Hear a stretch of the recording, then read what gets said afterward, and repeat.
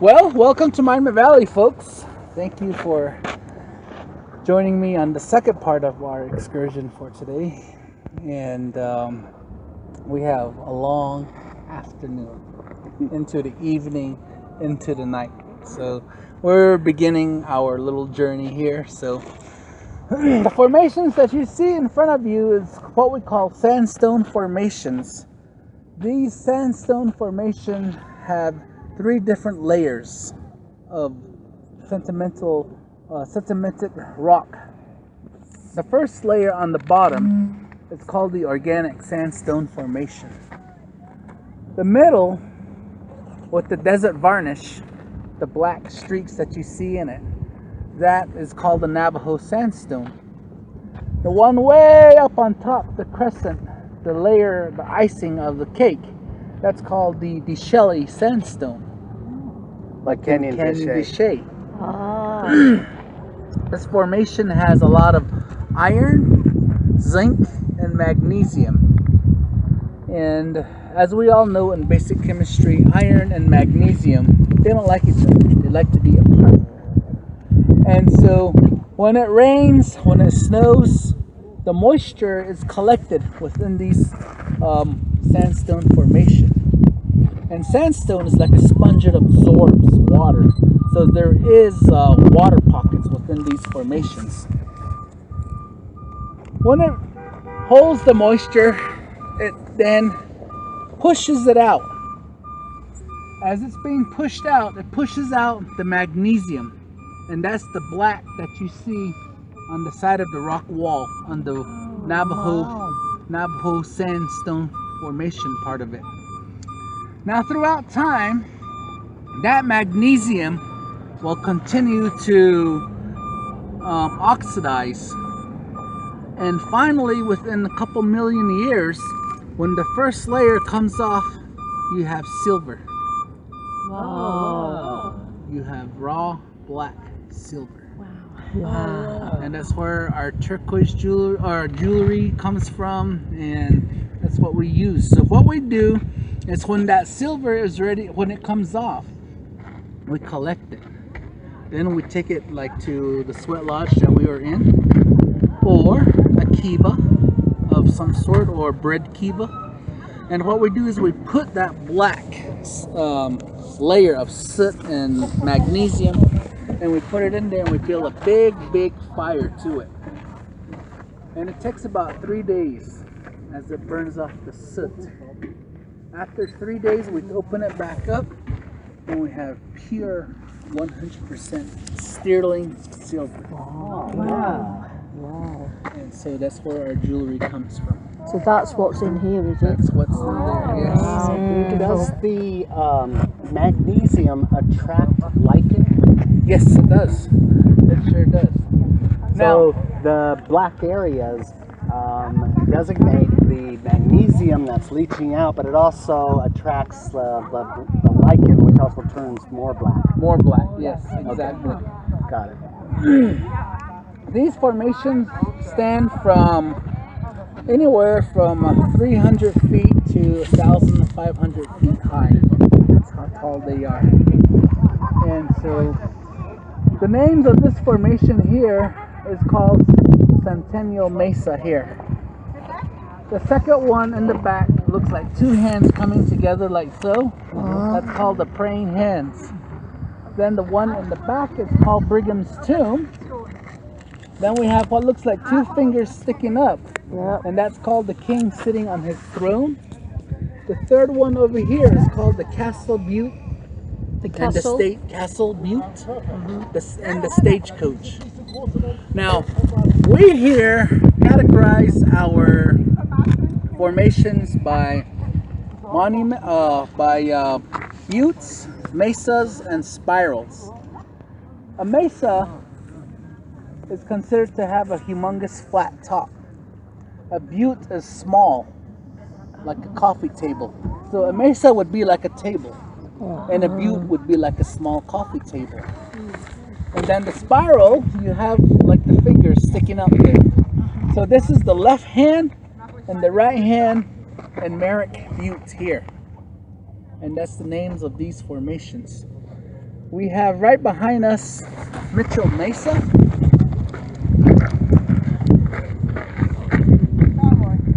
And Mitchell Mesa extends all the way out about 67 miles into the north.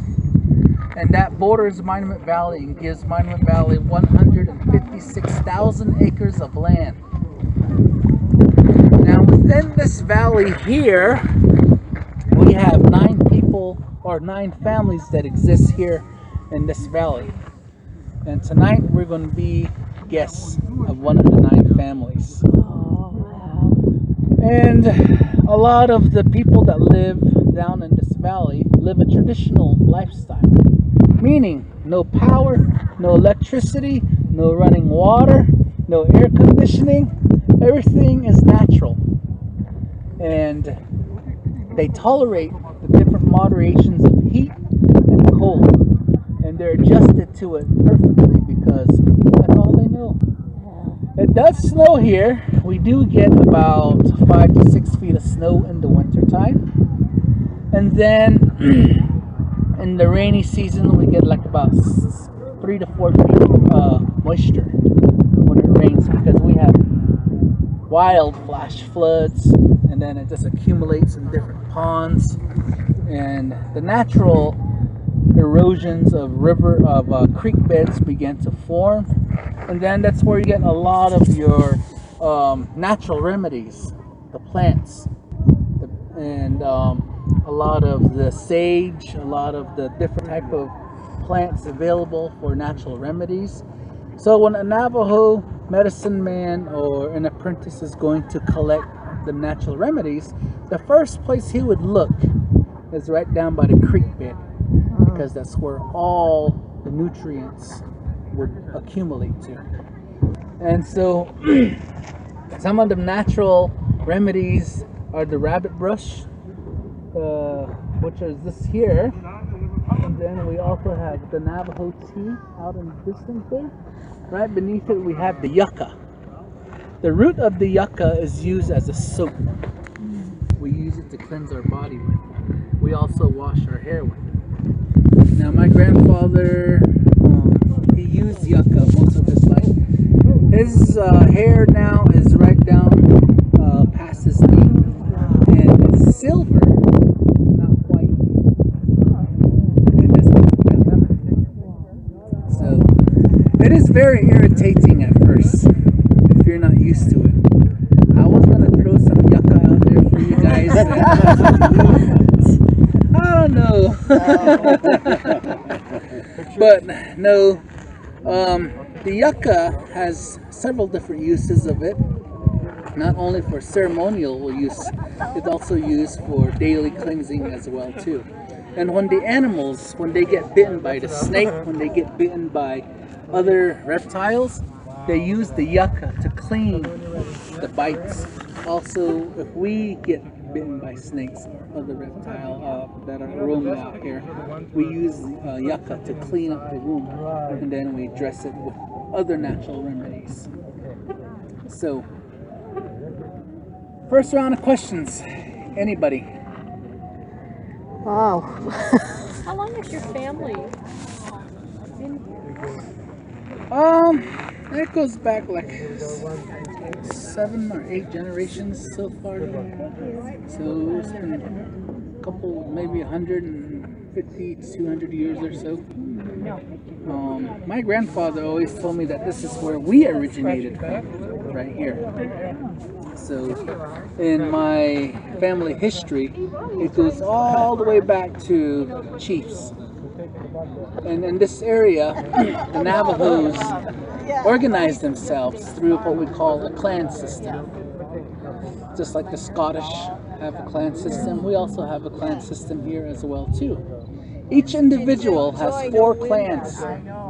The first clan is the maternal clan.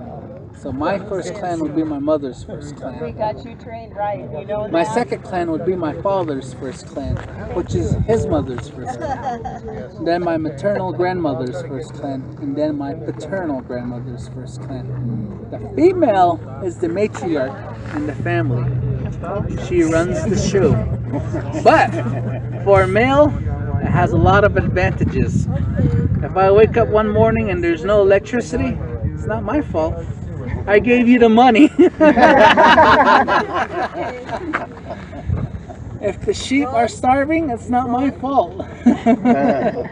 So they are very much given the opportunity to be the head of the household. And a lot of times, she has to hold that value significantly because she can use it any way she wants to. She can be manipulative about it, or she can use it the right way. And that way is the strong traditional way. When we were young, we were taught at birth the difference of a male rule and a female rule. There's always a balance of good and evil. And within this balance, we have to learn to use it. There are ceremonies that are used at night, ceremonies that are used at day. And we have to use this hand in hand to balance ourselves as an individual. The moon has a lot to do with it. The sun has a lot to do with it. When I was singing these songs for you at the first portion of the ceremony, I talked and sang about the sun, the energy of the sun. And at the end, the energy of the moon to close it out so we can balance everything back out again. So we need both in our lives to sustain a healthy lifestyle. And the Navajo people are very prominent of nature. They respect it. They use every entity of it. As I was telling you, the medicinal purposes of the plant, the medicinal purposes of the animal, and the birds of the sky. These are our brothers and sisters. We are all related in one form, in one unity. And we all use each other, one way or another. The animals use us, we use the plants. The animals use the plants need sometimes our help to grow. So not only is corn and squash a very important necessity in our daily lives, but it is also a very sacred necessity in our daily lives because it balances our chemistry in our body as well too.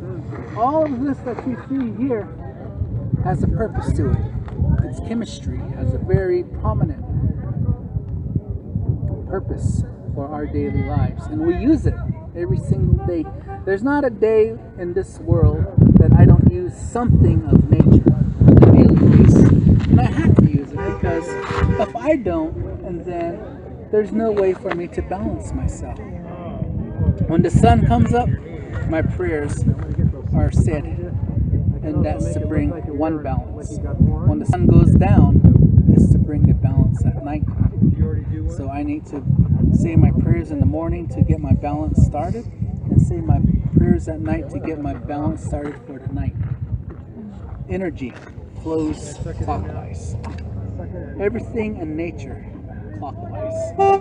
The only time we do stuff counterclockwise is when there's an endangerment to life.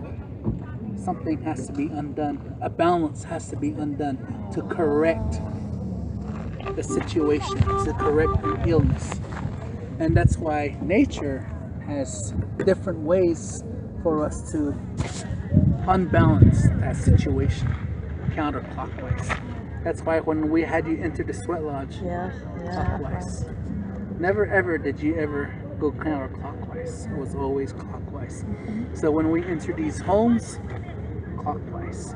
Remember that. Because I'm not going to say nothing when we get to the home.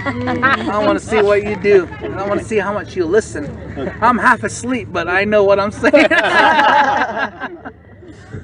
2 questions. Yes.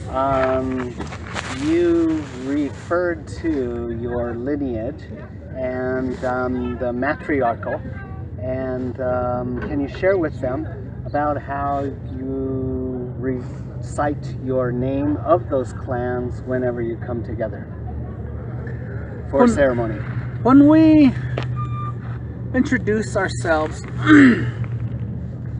it's very important that we introduce ourselves with our names first. So I would say Ya'ate, greetings. She'e, then I would say my name. I would never say my own name out of context, only in a ceremony. You will never hear me refer to myself by calling myself my own name. Never ever will you hear that. So I would say my name, and then I would say She'e, I am of the Folded Arms people, Batani. That's my first clan. My second clan then would be the Kachini clan, which is the that would be the deity, the god deity of Fire clan, the Red Fire clan. And then Todichini, the Bitterwater clan, and then Tlisathan, the Mini Goat clan. So I said my 4 clans. Now, everybody can relate. Oh, his first clan is my first clan, so that's my brother. Yeah. Oh, his third clan is my first clan, that's my grandpa, my maternal grandpa. Oh, his fourth clan is my first clan, that's my Nully, or my paternal grandpa. But as a man, I'm either a maternal grandpa or a paternal grandpa. Or brother, as in a cousin, or never a bloodline brother, because we already know each other as a bloodline brother, but always as a cousin. First cousin, second cousin, third cousin, fourth cousin. So only 4 cousins that we actually get to see in this world. And if it goes into the 5th cousin, something is not right in our family tree. Meaning, brother and sister somewhere, incest, something happened. So that's the reason why clanship is very, very important. It organizes us from the beginning of life. When we are born, we are taught, this is your first clan, this is your second clan. You will never ever touch your first and second clan. That's a no-no, because there's going to be an unbalance in your life forever. It will never balance again, and that means you're an outcast of society. You will not be respected, you will not be talked to. Everybody will know who you are, and they will not accept you into any home. They will not accept you anywhere, just because you went with your first, second clan. Very, very, very harsh, but that's the reality of life. We have to have that balance and that structure within our life. What happens if it was somebody upline from you who did the thing that's not supposed to be done?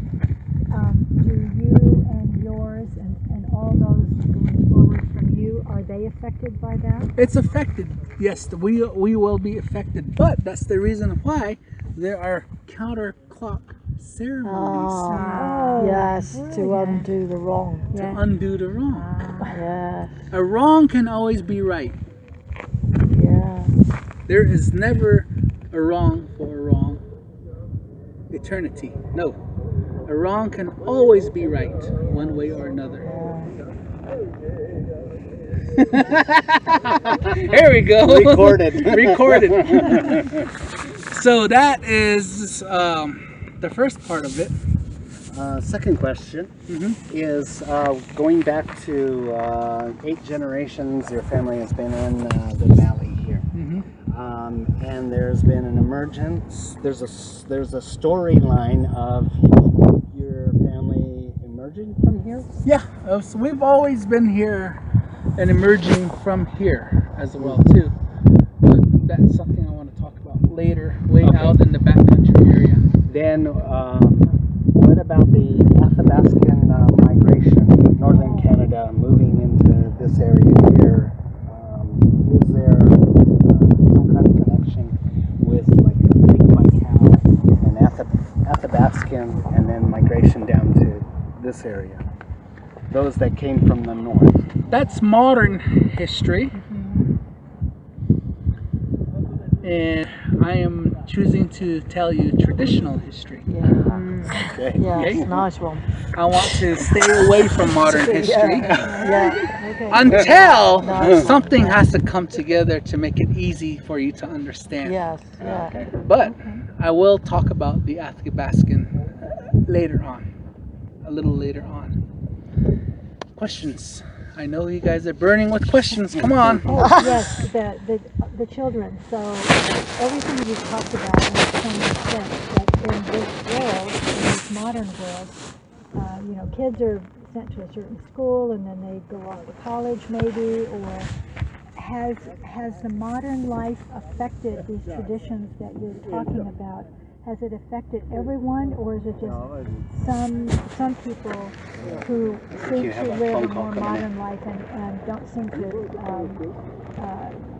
follow the traditional ways? For example, all the plants out here, are people still taking their children out here to learn about the plants? Yes. Okay. 1 second, please. Thank you. Yo. Okay. So, in modern society, yes, we do have quite a bit of interruption of modern culture. For example, education. The schools here are preset with Mormon curriculum. We are in Utah. Yes. Mormon is prominent. Mormonism is part of culture now. We still do practice our core value traditions, but just like any church, what does it do? It helps financially, materialistically, and also with food. So we don't want to work too hard. What do? Go to the Mormon church. All we had to do, sit for an hour. Put up with them for an hour. Oh, we'll get some food, we'll get this, we'll get that. Yeah. But do we take it home and teach our children? No. We take the stuff they give to us and take it home and use it for our children or our family. Right. Just as the white man has used us, Yeah. we are going to use them as well too. Yes. Balance! Yes. Remember, balance! Yes. Nice one. Okay, does that Yeah. answer one question? It does. Thank you so Yeah, much. nice one. But here's the other thing. Education is very, very prominent and very important to the Navajo people. Our school children are bused 20, 30, 40 miles away for education. Every day. And brought back here. So, here's the shortcut. If you don't want to make that trip to the bus stop 9 miles every day on rough dirt road in the cold, in the heat, you move out. Or you can meet the bus half a mile away. Or you don't have to go through the mud. Or you don't have to go through the snow. Or you don't have to go through the rain. You can just wait at the bus stop. Your children can get off. They can go to school. They don't have to ride a horse. I rode a horse from home all the way out here to the bus stop. 9 miles. And the horse waited for you? And nope. You wait there, I'll be That home was so soon. quick. 3 hours, 4 hours. Not at all. But what happened is Grandpa usually worked in the uranium mines. And they existed right out here, not too far. And he got off at 5 o'clock. So I would raid around the trading posts, talk to the trading post man. Can I have a gum? Can I have a sucker? What can I do to make some money? Okay, you come back over here and we'll teach you a little Mormonism and yeah, we'll give you something. So there's always that new opportunity to learn more. And we accumulate a relationship. And then they send us away after we accumulate this relationship. When they send us away, and then we are taught Mormonism, Catholicism, Protestantism, all these isms. Not natural. This is natural. But in all same perspective, we all worship the same God, one way or another. There is that divine energy, whether it's physical, mental, or spiritual, that exists above us. We all connect one way or another to this divine energy, and we had to learn how to get there from here to there. That's my job, to teach you how to get from here to there. It's always going to be. You recognize that posture, Dana. Yes. That's why I was looking at you. Yes, so very, very, very important. And we go through different levels of education, spiritual guidance, spiritual education, not Western education, spiritual education. And who teaches us? Here you are. This is who teaches us. Nice church you have there. And we don't have to go in the building to worship. We just go out here and we worship as we want. We don't have to go to a hospital and pay bills to get healthy. We just go out here and collect what we need to get healthy. Here's the difference. I live in a society where nature is the boss. And you live in a society where the boss is Uncle Sam. That's the difference. Unfortunately, we all have to pay our taxes one way or another. But then again, there's your balance, right? Paying your taxes is your balance to make life a little easier for everybody else. Any other questions? Do you find more of the people who have been educated, let's say in various colleges and that sort of stuff, coming back? Yeah, Uncle William has come back. He has worked. He has 2 masters and 1 doctorate. He came back to work for the Navajo people. He's very educated. I went same place he went. I got my master's and came back and started working here. My brothers and my sisters, they go out, they get educated, and they come back as well too. So we all have one way of coming back. There is something in this world that brings us back here. When we are born, the medicine man cuts our umbilical cord. And guess what he does? He takes that umbilical cord way out in nature and finds sheep corral, and he goes right in the middle of the sheep corral, buries it there. We keep on coming back. Keep on coming back, one way or another. There is no way that we're going to stay out there and live out there. So that's the reason why we come back here. There's no way that we're going to leave. So that's the reason why it's very important that we know how to use this land. I may be gone 20, 30, 40 years, but when I was growing up, I can remember how to use this land to help myself, my people, my family. But when the younger generation go, they can also have the same opportunity because they learned everything at home. As a female, it is your duty to educate your children the responsibility of unity and Hajon, beauty. And that is taught to you by your mothers, your grandmothers. Us men, all we do is hunt, play on our cell phones with the remote control. That's all we know how to do. And then go out there and slave away for 8 hours and come home. Give you the money, have you make the food. That's it. That's all we know how to do. But we also have values.